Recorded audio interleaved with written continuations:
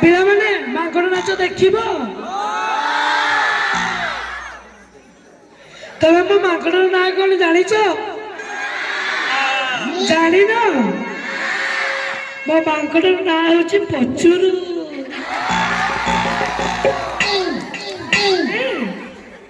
ଓହୋ, ତାହେଲେ ତା ନାଁ ହଉଛି ହଗୁରୁ। ହଗୁରୁ ନୁହେଁ, ତୋର ବାଦଶା କି? ହଁ, ମୋର ମାଙ୍କଡ ନାଁ ହଉଛି ବାଦଶା। ହଉ ବାଦଶା, ଏଠି ବସ। କିଛି କହିବୁ? ଭିଆଇପି ଆମର କହୁଛନ୍ତି ତାଙ୍କ ଚୌକି ଦରକାର, ତଳେ ବସିବେନି। ହଉ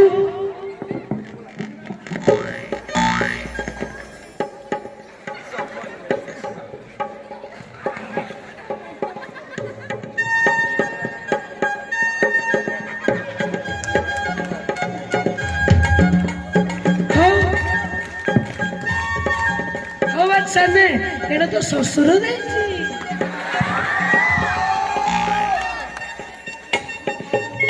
ବସିବୁନି? ନା ନା, ଏଇଟା ତ ଶାଶୁ ଦେଇଛି।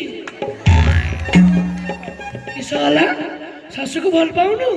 ହଉ ନେ, ଏଇଟା ତ ସ୍ତ୍ରୀ ଦେଇଛି। ସ୍ତ୍ରୀ ନା କହିଲା ବେଳକୁ ଏସବୁ ଚିଡ଼ି ଯାଉଛି। ହଉ ହଉ, ଏଇଟା ନା, ଏଇଟା ତ ସାନ ଶାଳୀ ଦେଇଛି। ଦେଖୁଛନ୍ତି ସାନ ଶାଳୀକୁ କେତେ ଭଲ ପାଉଛି। ହଉ, ତମେ ଜାଣିଛ ମୋ ବାଦଶା ଗୋଟେ ଦିଲ୍ଲୀର ଗୋଟେ ବଡ କମ୍ପାନୀରେ ଚାକିରି କରୁଛି। ସିଏ ସେଠି ଟଏଲେଟ ସଫା କରୁଛି। ଟଏଲେଟ ସଫା କରୁନୁ? ଓହୋ, ତାହେଲେ ପିଅନ ଅଛୁ।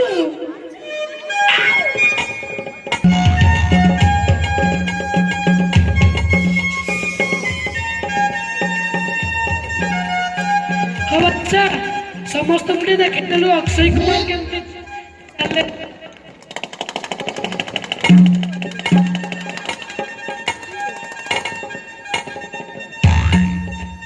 ସମସ୍ତଙ୍କୁ ଟିକେ ଦେଖେଇଦେଲୁ ହ୍ରିତିକ୍ ରୋଶନ କେମିତି ଏକ୍ସରସାଇଜ କରେ।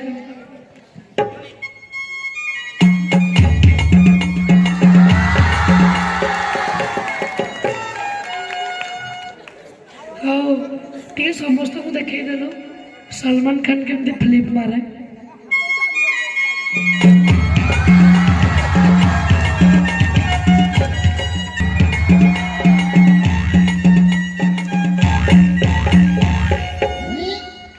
ହଉ, ଦେଖେଇଦେଲୁ ବୁଢା ମାନେ ଯେତେବେଳେ ଧୋତି ପିନ୍ଧନ୍ତି କେମିତି ଚାଲନ୍ତି। କିଛି କହିବୁ କି?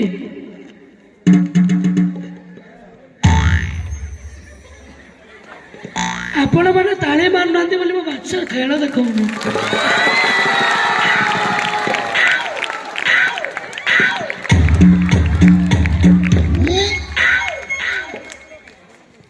ହଉ, ଟିକେ ସମସ୍ତଙ୍କୁ ଦେଖେଇଦେଲୁ ତମନ୍ନା ଭାଟିଆ କେମିତି ଡ୍ୟାନ୍ସ କରେ।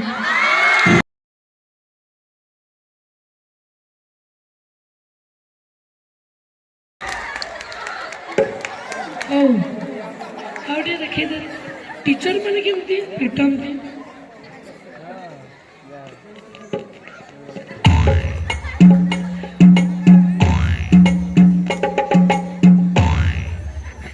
ମତେ କିଛି ପିଟୁଛୁ?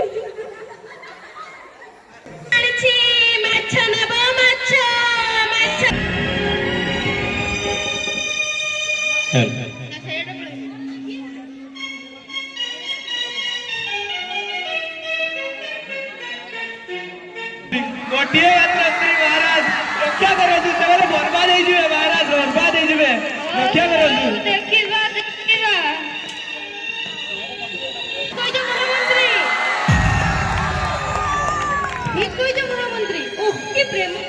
राजा बुद्धा और सत्य विषय को विवाह करते हो तो काटिया रे डाको डाको जल्दी डाको दम तो आसले की महाशय मोर किछि आवश्यक पड़िला कि मते काहे की डाकरा हला महारानी कर जय हो महारानी ମହାରାଜାଙ୍କର ଆଦେଶ କ୍ରମେ ଆଜିଠାରୁ ଆପଣ ଏ ରାଜକାର୍ଯ୍ୟ ସମ୍ଭାଳିବେ। ମୋର କି ରାଣୀ ଥାଉ ଥାଉ ମୁଁ ରାଜକାର୍ଯ୍ୟ ସମ୍ଭାଳିବି।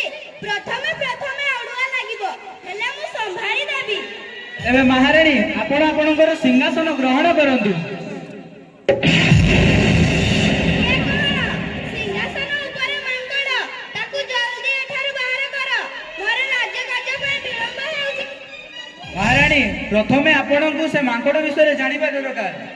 ଜଲ୍ଦି କୁହ, ମୋ ପାଖରେ ସମୟ ନାହିଁ। ମହାରାଣୀ ତେବେ ସେ ମାଙ୍କଡର ନାମ ହଉଛି ବାଦଶାହ ମାଙ୍କଡ। କୁହାଯାଏ ଯେ ସେ ମାଙ୍କଡ ଯେ ଚୌକିରେ ବସିଗଲା, ସେ ଯଦି କେହି ଭ୍ରଷ୍ଟାଚାର ଲୋକ ବସିବ ତେବେ ତାର ସଙ୍ଗେ ସଙ୍ଗେ ମୃତ୍ୟୁ ଘଟିବ। ମନ୍ଦ କଥା, ମୋର ରାଜ୍ୟ ବି ଦରକାର ନାହିଁ କି ରାଜା ବି ଦରକାର।